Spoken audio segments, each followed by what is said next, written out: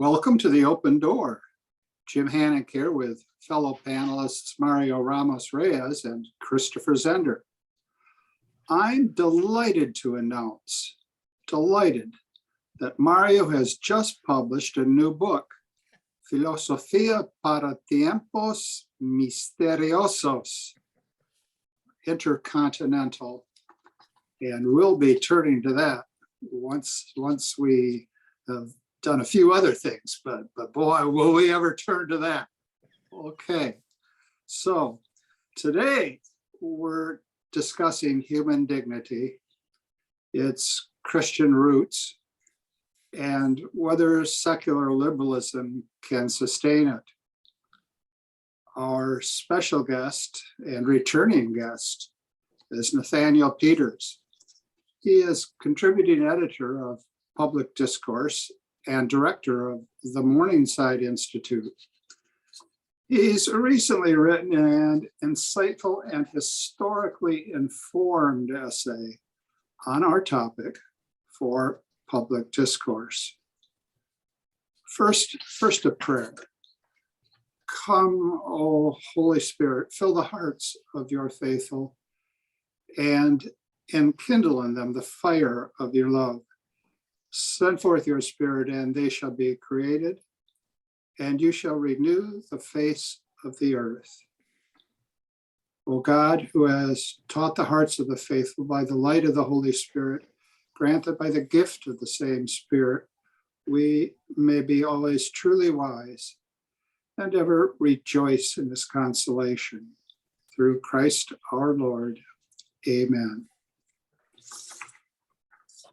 Well, Nathaniel, let's start at the beginning. How do you define human dignity?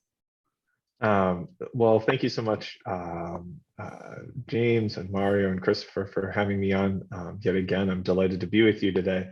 So for the purposes of the article that I wrote, I tried to define human dignity rather simply and without great philosophical complexity. Human dignity, for at least for my purposes, is the idea that all human beings are in some way special or worthy of respect simply because they are human beings, and irrespective of their particular merits or abilities. So the goal with that, of course, is to kind of limit an understanding of human dignity that would exclude different people based on their age, based on their especially cognitive capacities, physical capacities. You could get more detailed than that, but that was kind of what I set out to claim. That's a straightforward launch for us. Now, Mario, as always, will take us into the deep. So it's interesting. One of the questions that I was asking myself after reading your piece is, why do you think it's important for us in this 21st century to talk about dignity? Even though I'm talking about those who are coming like us from the Christian experience, because there are other people who are out there talking about also human dignity. However, it seems that we have give different meaning to the same concept. What do you think is important for us to talk about this? Let me give a couple of answers. I mean, one is that it strikes me that human dignity is one of those areas, kind of like human rights, where we can come to similar conclusions about how we should be acting in society, even if we arrive at those conclusions from different justifications. For other things, I've been reading Jacques Maritain a lot, so that idea is very much in my mind. That even though that I might kind of arrive at similar conclusions about, say, the rights of the mentally ill or the physically handicapped. I might arrive at similar conclusions to those from other people who come at the question of human dignity very differently. But I think another reason that it's important to continue talking about human dignity and insisting on it is that as society further secularizes and further places an emphasis as kind of on human autonomy as the highest good, those human beings that are less autonomous are therefore seen as being kind of less worthy of respect. Their lives are less important. And I think that's something that we very much need to combat. I mean, and you see this in a variety of ways. I mean, a number of years ago, there was an article, it was the cover article of the New York Times Magazine by a woman who was an attorney, herself physically disabled. And it was about a conversation she had with Peter Singer, the Australian philosopher at Princeton. And Peter Singer, in fact, I was just talking with some undergraduates last night about this. Peter Singer is known, I mean, for many things. One of them is for his advocacy of effective altruism, trying to help as many people as possible. Peter Singer publicly advocates for donating to organizations like Oxfam, has given away, lots of money. Obviously, he's not, like rich like a tech entrepreneur, but he's done well for himself. He gives away a ton of his money to charity. But Peter Singer is also known for claiming, as he very straightforwardly and sort of kindly said to this woman, that people with diminished capacities simply sort of don't have as much dignity and therefore as kind of as many rights as, say, animals with higher capacities, right? And that translates into Singer's arguments into strong support for animal rights and strong support also for the idea that the unborn, the aged or infirmed can be killed because they kind of lack important human capacities. So that kind of a logic, I think, is becoming more and more prevalent, especially with, in debates over abortion, euthanasia. And so it's important to fight that and to make the claim that even human beings that are more dependent still have equal human dignity. May I interject something there? Wouldn't you think that because of this conclusion reached by Singer and others, that there are some being who has more dignity than others because the functionality of their own beings undermine the assumption of Maritain that, yes, what is important is the conclusion, but don't worry much about the justification of those. Don't you think that undermines his assumption? Yeah, I mean, so on the one hand, Maritain is very clear, and I think you all have probably read him more than me, even if not more recently, as in yesterday afternoon.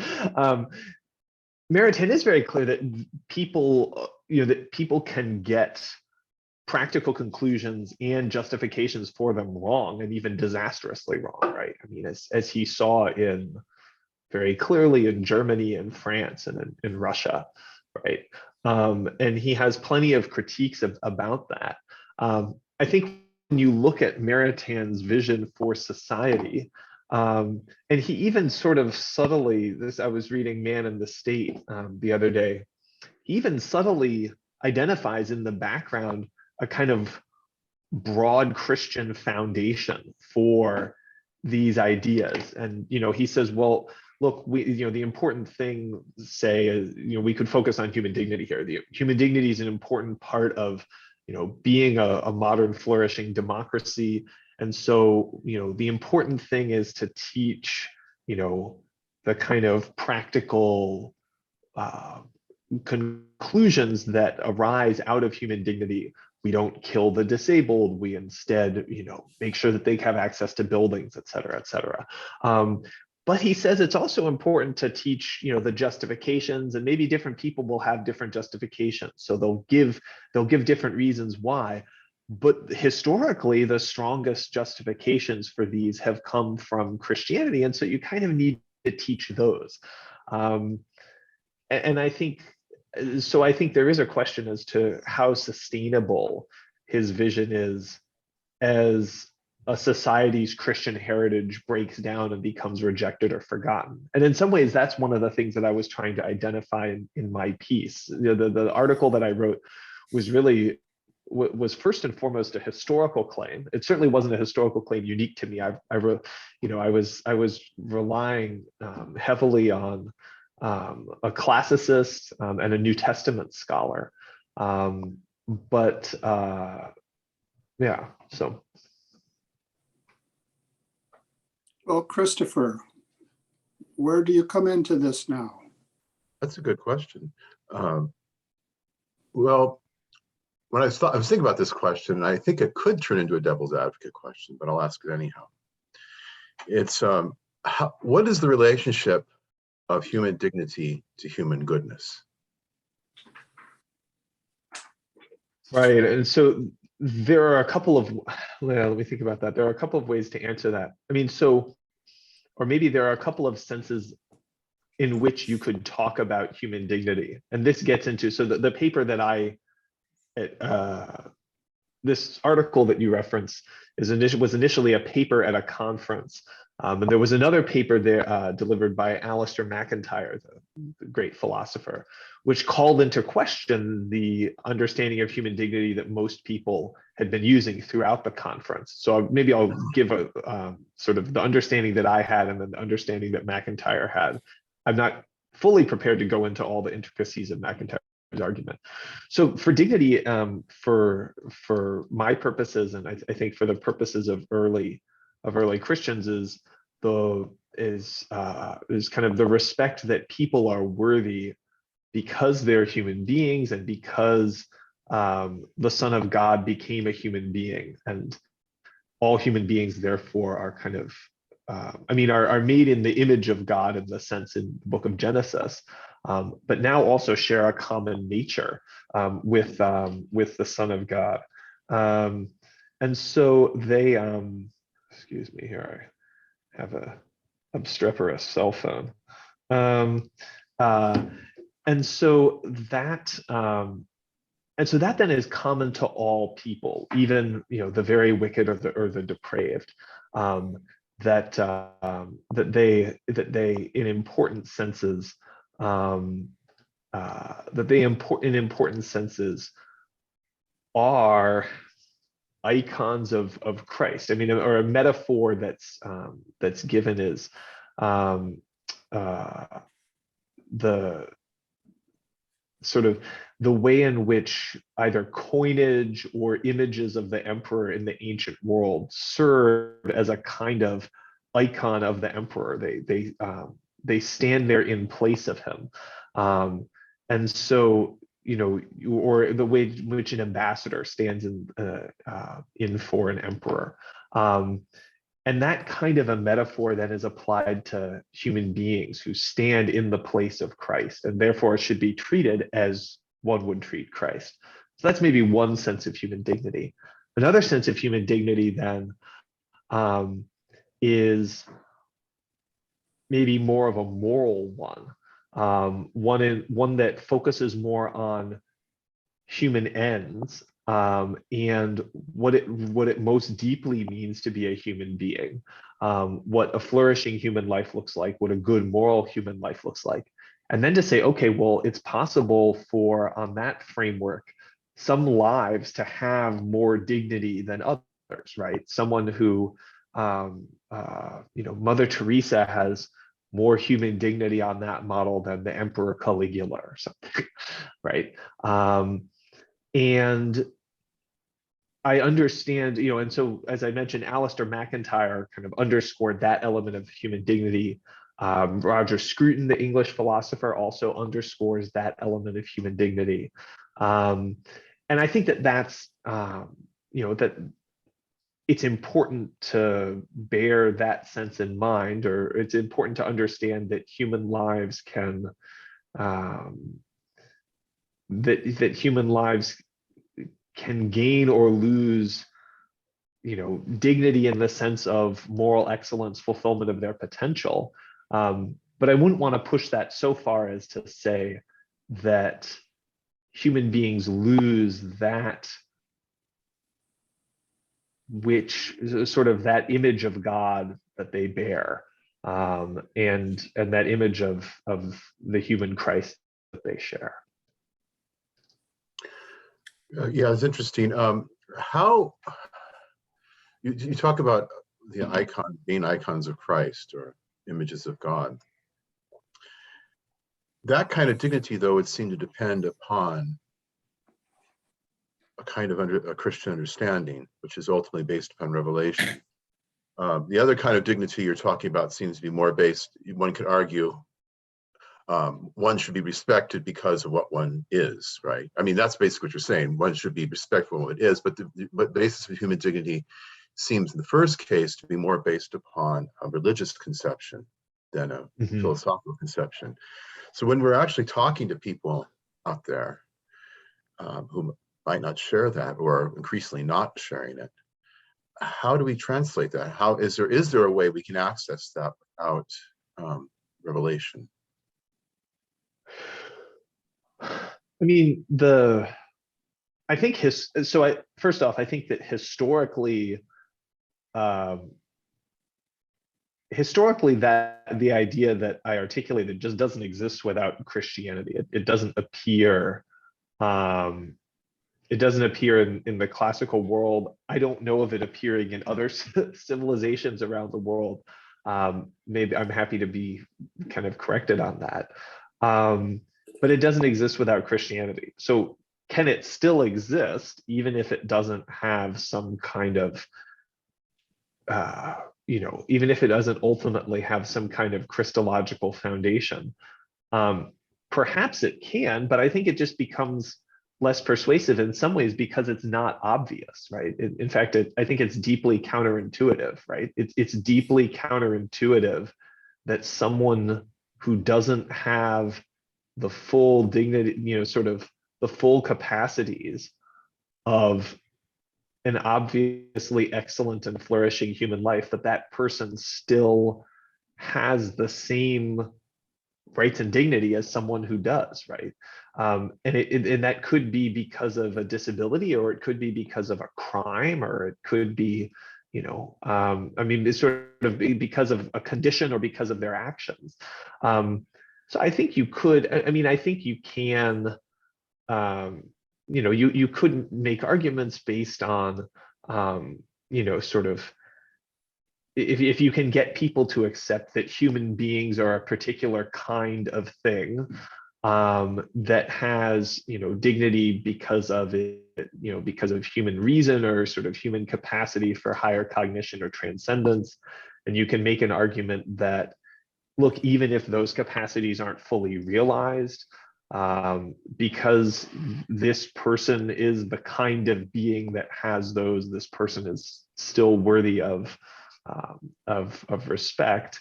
I just think that those arguments will end up sort of not being, maybe will persuade fewer people than they would if they had a shared Christian foundation. And I think we see that we see that in other attempts at natural law argumentation. It's good, it can work, but it helps to have a Christian framework as well. Right. It's like when Jefferson says the idea that all men are created equal is a self-evident truth. I always thought, well, no, it isn't. Right. Exactly. Yeah, I think you're right. I mean, it's has to be, reason alone is not going to achieve it. So that's it does take the Christian sense. How we restore that is another question.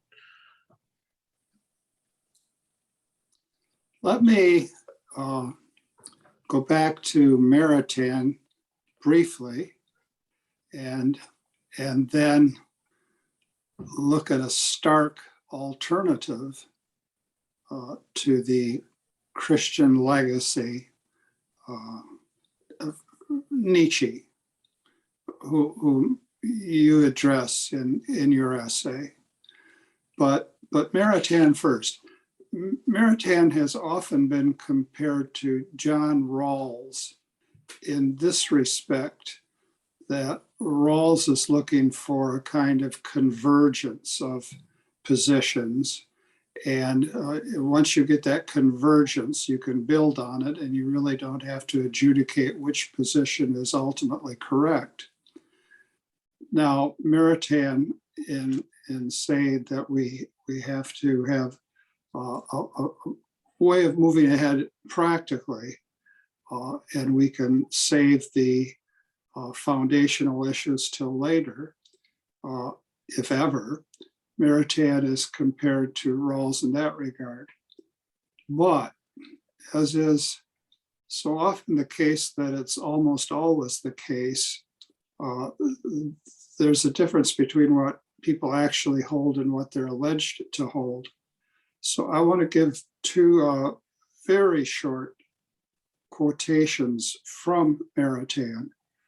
And they focus not on dignity, but what we've already discussed is adjacent to dignity, human rights.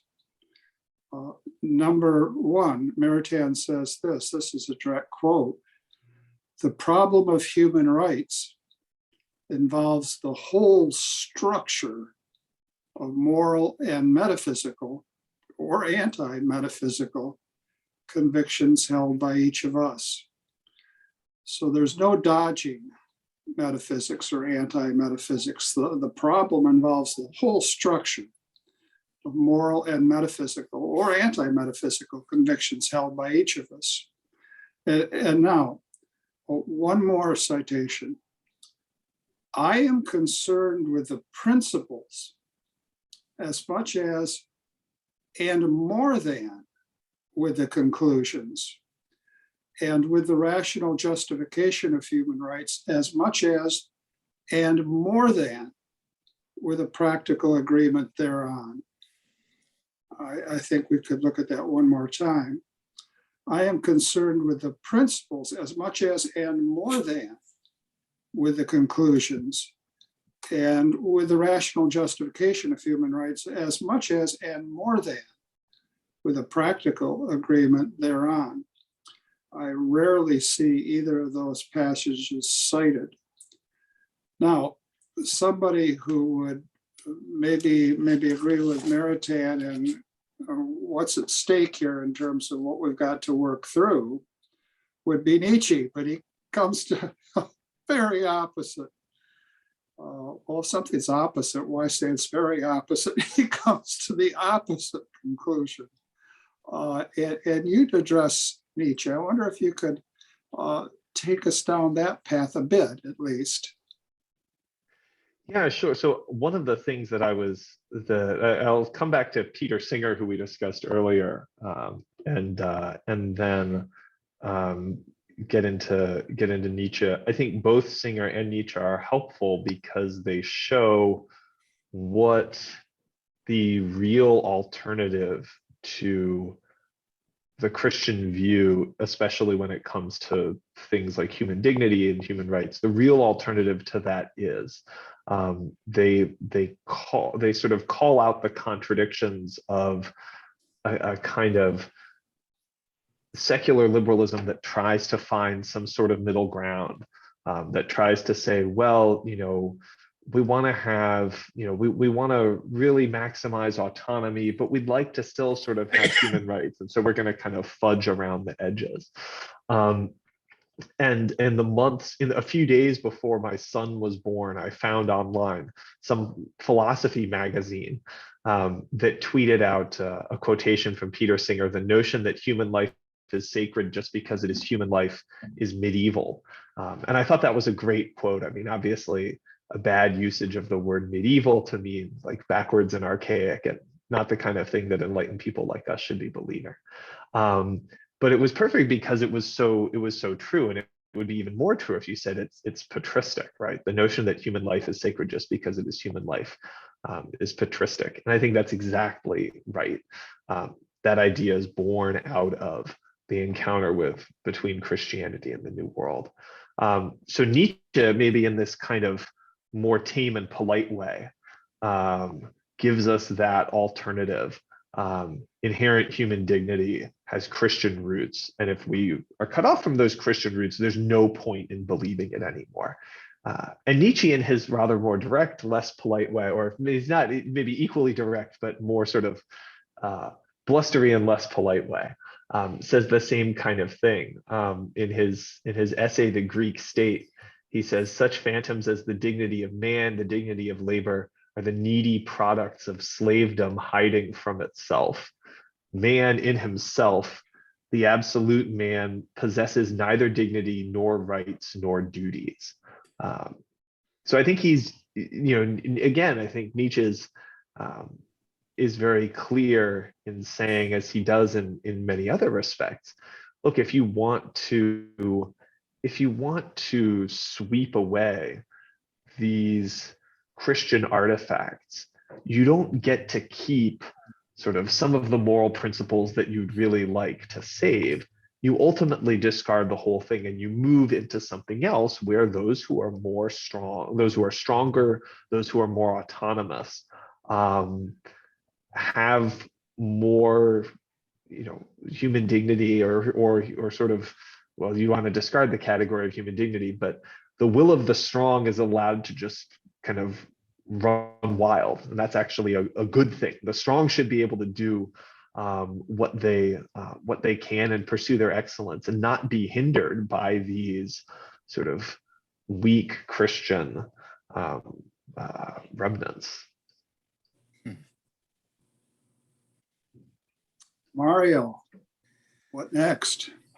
Well, I think that the issue is deep, but when I see Nietzsche as saying, okay, guys, the alternative to Christianity, which come from the Enlightenment and all these liberals in the traditional liberalism, is a fake claim, because ultimately it doesn't really show what a human being is. And so let's move on and have a very true atheism, as he says.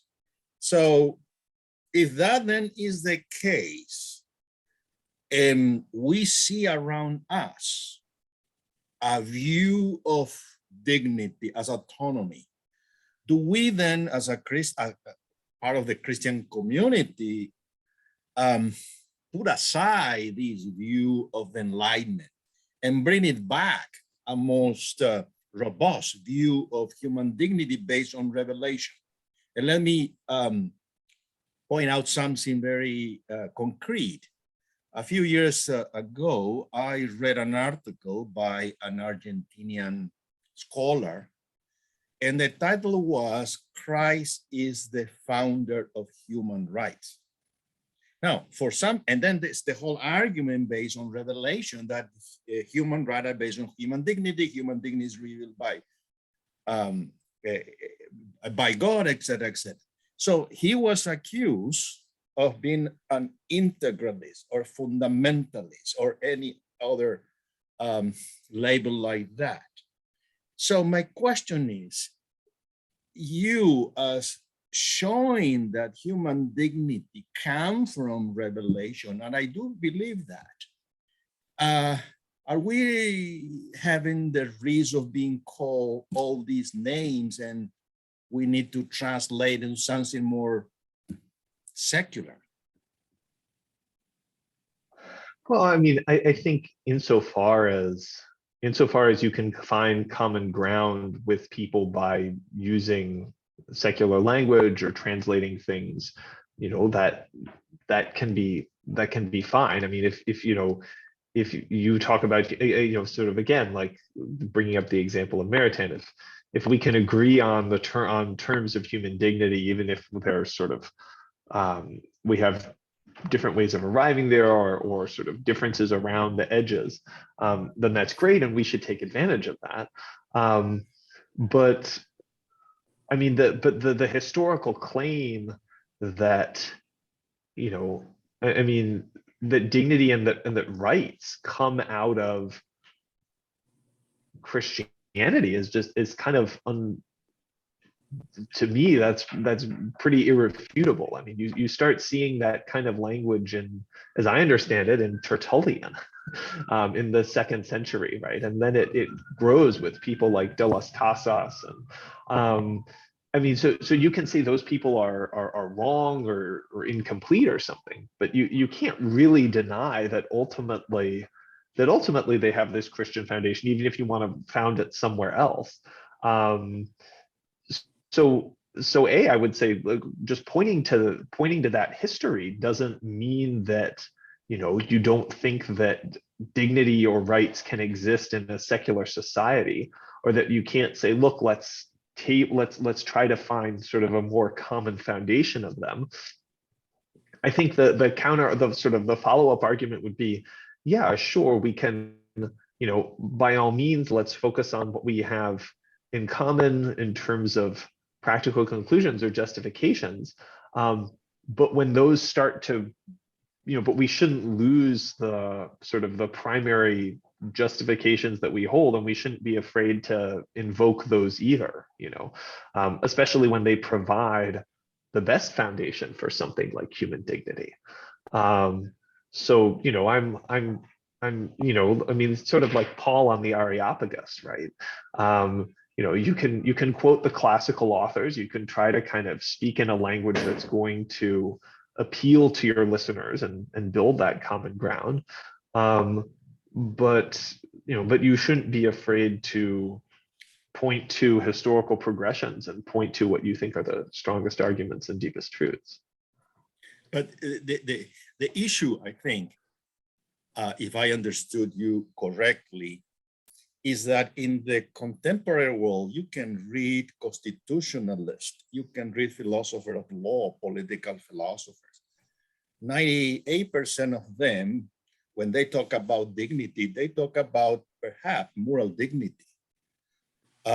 So the worth that people achieve through action. So it's a very Kantian notion. And if you want to emphasize ontological dignity, which is based on revelation, they say, hey, that's illegitimate because that's a religious discourse. Then you have to make the case why this religious discourse is not irrational. And I can bring it back into the public square to discuss about that. So then the debate is translated or is moved into a different realm. You can see that in Benedict XVI debate with Habermas. And so that's, I think, is the point. Perhaps we need to move to something else, whether or not revelation is rational in the same thing that our regular, let's say, moral discourse is quote unquote rational. So I think that is the key issue. I mean, you can go and read Redemptor Hominis of John Paul II, where he says explicitly the only way by which, I'm just paraphrasing, the only way by which you recognize your own humanity is through Christ. Now, if that is the case, then that's ontological dignity. Now, how that you translate into the public realm and make it more rational. Change the language. I don't think even Maritain deal with that much. That's my, I don't know, observation, is rant or question.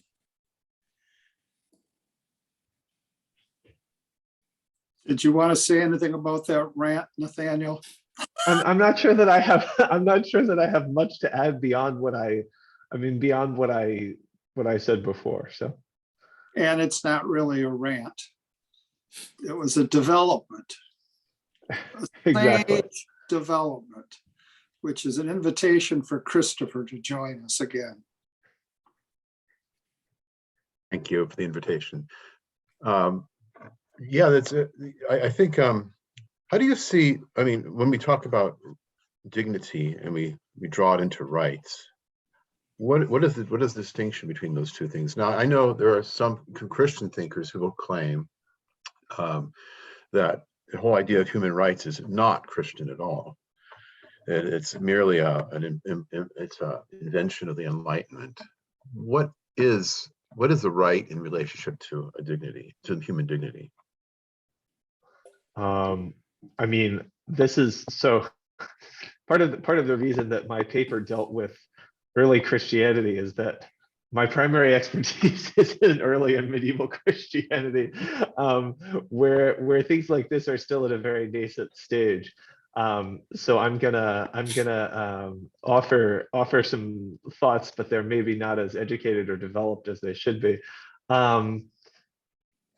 In my mind, human dignity. I mean, in my mind, if human dignity is the idea that human beings are in some way, special or worthy of respect, irrespective of particular merit or ability, then rights are kind of just a further enumeration of of how that cashes out, and what you are owed by society and what you owe others in society as a result of that dignity. I mean, and then you can sort of, I don't know, I give sort of truisms about rights, rights being paired with duties, and you have negative rights, you have positive rights, et cetera, et cetera. But I think ultimately the idea that, you have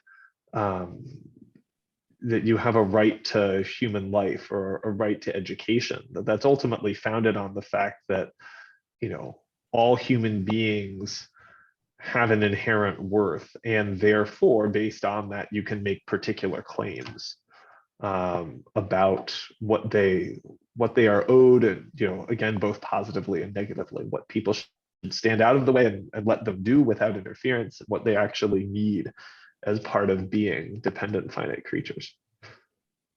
Yeah, I think that's been my thought in relation to some of these arguments.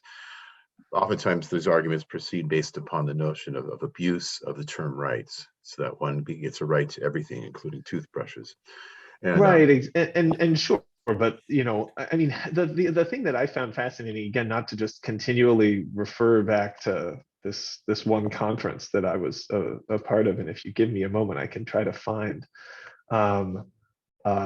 if I can try to see if I have it, but as I understand it, rights language first is sort of the roots of rights language comes from thinkers like Tertullian, who are trying to make claims to the Roman, to imperial Romans about what is owed to them as persons, and about whether or not God, as they variously define it, wants coerced worship, or whether people should be free, whether they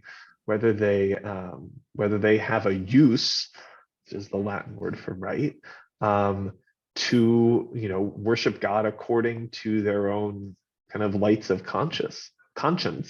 And you already have that in the beginning in the 2nd and 3rd century, and obviously it develops more later on. But I think it's very important to not throw out that Christian tradition just because other people get it wrong and take it in spurious directions later. Mm-hmm. Mm-hmm. Yeah. Maybe we could connect at this point with our older brothers in the faith, the Jewish legacy that we have. In the Old Testament, we see that we are created just a little less than the angels, just a little less than the angels. And it doesn't say, and those of us who are intelligent are created a little less than the angels, or those of us who've achieved autonomy due to our way of living are created a little less than the angels. We are, all of us, created a little less than the angels. And I think in the Psalms, we have a clear statement of an ontological dignity. And then to the transition to rights, I think we could very well look at the first claim, and we think of a right as a claim, the first claim that the people of God present to Pharaoh. They understand that they have a duty to worship the Lord their God. And because of that duty, they have a right to some time, to some opportunity. So that's the very first demand. We demand our rights, Pharaoh. The very first demand is the demand to be able to honor their duty to worship the Lord their God. Now, I think one of the points of your essay that struck home to me especially, and you've mentioned the patristic and not just the medieval dimension of rights talk, is your appeal to St. Gregory of Nyssa with regard to the incompatibility of Christianity with slavery. I think that's very early and is something that we ought to be much more aware of.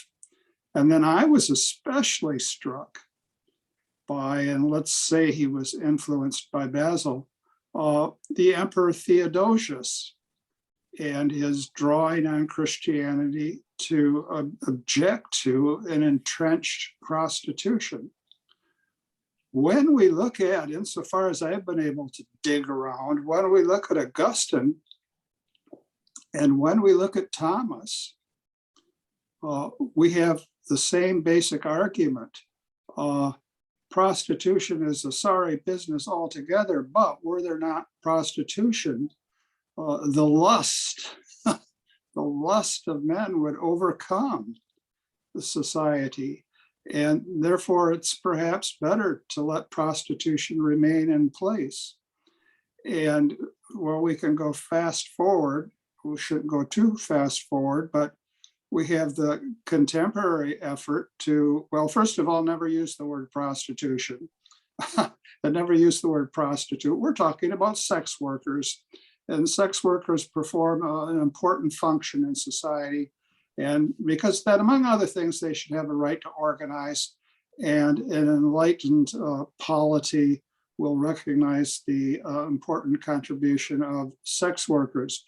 But in fact, what we're looking at, whether in Augustine or Thomas or in the most recent editorial in the LA Times, is a complete lack of regard for the dignity of the prostitute. If we look to the documents of Vatican II, and if we look to recent statements of the magisterium on prostitution, what we have is prostitution is wrong in and of itself, first and foremost, because of its abuse of women, and now in the enlightened Los Angeles and in the not so enlightened Rome of classical times, of males as well, we have a violation of their fundamental dignity. And I think Theodosius picked up on this very well. Wonder if you have any further thoughts on that. Yeah, so I think that's actually a great example of what happens when dignity recedes, and when kind of our Christian understanding of human dignity begins to recede in a society, and when the view that it's important to maximize the autonomy of those who can exercise it kind of comes to take the place of the Christian view of dignity, right? So the idea that a number of the elements of sex positive feminism, including what it has to say about prostitution and sex work, right? Sort of works is based on the idea that there are women who choose to engage in this as work, and we should not be standing in their way. And just like we wouldn't choose, just like we wouldn't oppose anyone to work as a waitress or a professor or anything else. But the reality is that most people don't choose to be prostitutes, right? They are coerced into it, which is what someone like Gregory of Nyssa and Emperor Theodosius very much understood. But there's this idea that we have to pass over the fact of coercion, or we have to kind of try to ameliorate it as best we can so that we can protect the autonomy of the minuscule few who actually have chosen this. And I think it's much more honest and true to reality to say, as sort of PS previous generations of feminists who were not, sort of card-carrying Christian believers in human dignity, as they had no problem saying, look, this is an inherently coercive and corrupting practice, and that's why it should be outlawed, or that's why it should be in some way severely regulated. And it's because of that. So I guess let me back up. The point is that the point that I'm trying to make with that is that when you depart from a Christian understanding of human dignity and you move towards the desire to just maximize the autonomy of those who have it, of those who have various freedoms and capacities, you end up trotting on the rights of those who can't exercise those capacities, those who are more vulnerable for one way or the other. And I think that's something that we see sort of play out in our society. That hasn't totally answered your question. Do you want me to talk more about Gregory and Theodosius and kind of what their arguments are? Or? Well, I think that even given the readership of public discourse, I think Gregory and St. Basil and Theodosius in this regard are very little known. I think you provided a real service in opening that historical chapter to us. Yeah, I mean, it was astonishing. One of the things that I was very surprised to read when I initially read the sources that I was drawing on, in particular in this case, our classicist named Kyle Harper, who teaches at the University of Oklahoma. Harper notes that even though today we instinctively think of slavery as a great evil, one of the greatest evils, slavery was an entirely normal human institution for most of history. It was accepted, it was understood to be just part of the way the world worked. And most early Christians, right, we don't see a lot of condemnations of slavery. In fact, we see, the Apostle Paul basically saying, okay, slavery is a given. Here's how to sort of operate as a Christian within this framework, right? The Apostle Paul never comes out and says, slavery is wicked, it must be destroyed, right? He says, here's how to be a Christian master, here's how to be a Christian slave. But I think you get in the gospel and in its sort of articulation and development by Paul, you get the seeds that come to fruition later. I mean, especially centuries later when Christians lead the abolition movement. But in the 4th century, you have the first recorded opposition to slavery as an institution anywhere in the world, and that comes from Gregory of Nyssa, right? And Gregory of Nyssa is mostly known as like a kind of monastic and mystical theologian. He's not a titan of moral theology or moral philosophy, but he preaches this homily on Ecclesiastes, and the author of Ecclesiastes, who's known to us as Kohelet, in Ecclesiastes 2:7 writes, I bought male and female slaves and had slaves who were born in my house. I also had great possessions of herds and flocks, more than any who had been before me in Jerusalem. And Gregory sees this as kind of a great crescendo in Kohelet's confession of his own pride, right? And so Gregory looks at this and says, you know, I mean, I'm just going to read here for a bit. You condemn man to slavery when his nature is free and possesses free will, and you legislate in competition with God, overturning his law for the human species, the one made on the specific terms that he should be the owner of the earth and appointed to government by the Creator. Him you bring under the yoke of slavery, as though defying and fighting against the divine decree. So Gregory goes on, and I'm not going to sort of read the full thing, but he has effectively three problems with slavery. First, that it's a kind of a prideful idolatry in which human beings try to take the place of God, who's ultimately the owner of human beings and the creator of human beings. Second, that taking a human being who has been given free will and appointed Lord over the dominion of creation, and subjecting that human being like he were any another, subjecting that human being to yourself like he were any other animal, subverts the law of God. And then thirdly, kind of coming back to human beings being created in the image of God, and then Christ, you know, the Word of God becoming man in the person of Jesus Christ. God made man in his image and likeness, and man therefore kind of exceeds any price that could be offered for him, right? We talk about human life as priceless. So the idea that a human being is offered for sale is almost like trying to sell God, right? You're selling this thing that's an icon of something that's even more priceless than we are, right? Which is just a kind of idolatrous effrontery. So those are the issues that Gregory takes with slavery, and there's kind of, you know, there's something analogous that happens with prostitution and sexual coercion. You know, it's not as though the Roman, you know, sort of the Roman world before Christianity is just a happy place where autonomous actors go around having fun without the moral baggage of Christianity. You know, in fact, there are flagrantly double standards for sexual conduct in the ancient world that involve those who have honor and those who don't.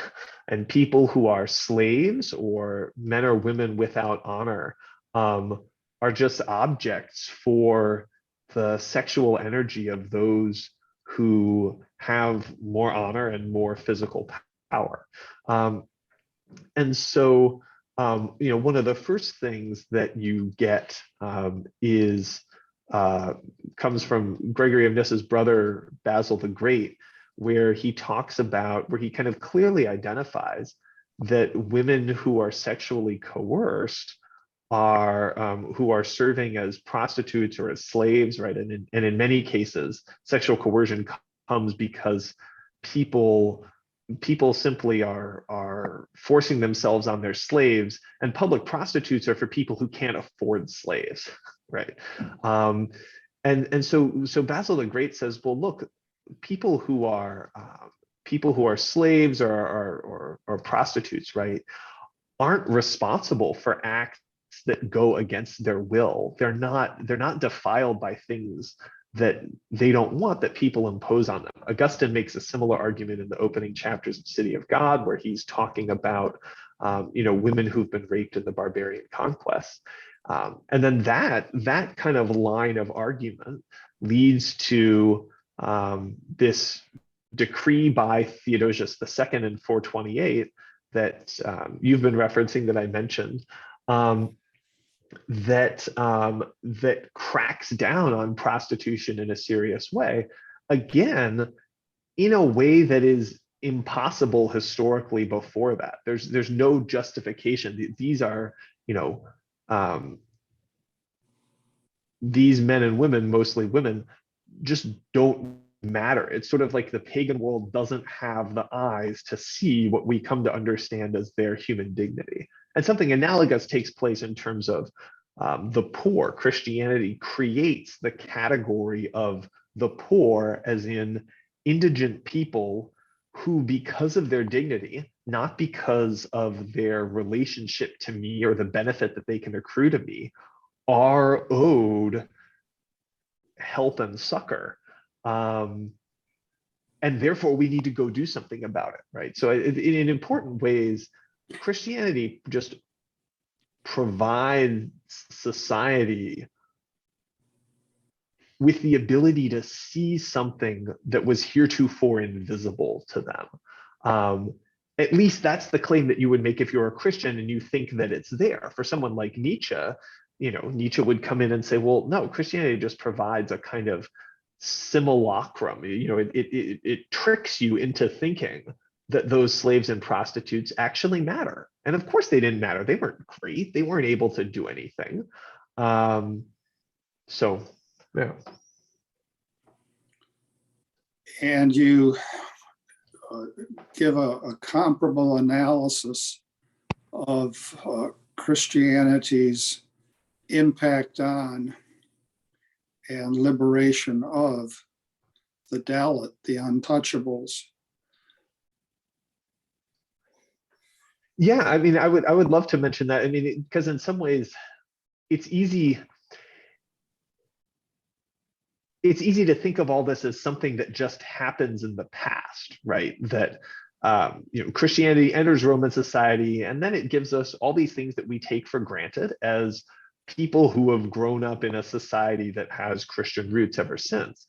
But what's fascinating to me is that in the 20th century, well, before the 20th century, but even into the 20th century, as Christianity spreads throughout the world, it has similar effects on those people and civilizations that it encounters, right? I mean, one of the striking things to refer to a different case before coming back to the Dalits, one of the striking things from Benedict XVI's trip to Africa a number of years ago was his repeated insistence on how Christianity frees you from magic and sort of the superstitions of shamans and witch doctors and things, right? And that's not something that that I have ever felt deeply afflicted by or something, but that is a manifestly important development in African society as it encounters Christianity, right? And so there's something analogous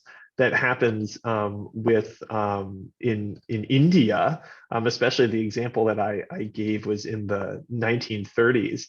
The Methodist Bishop of India, surveys lots of members of the untouchable caste and kind of inquires into why they convert to Christianity, what changes for them.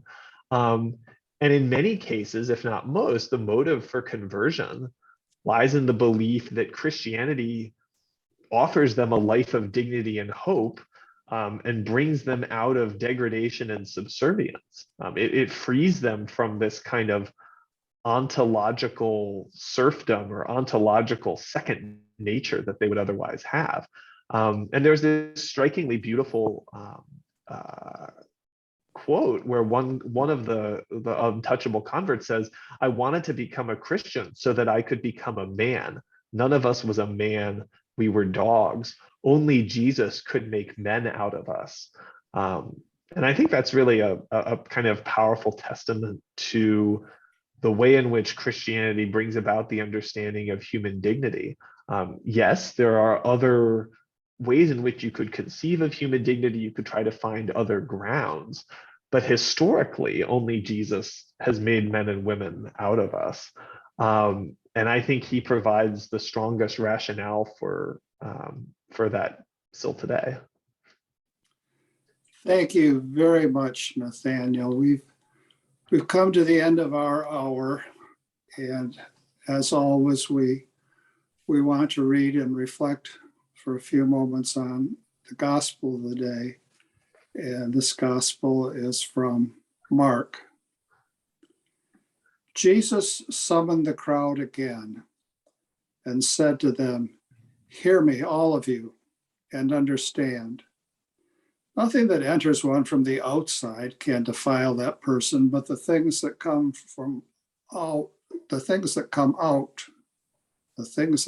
from within are what defile.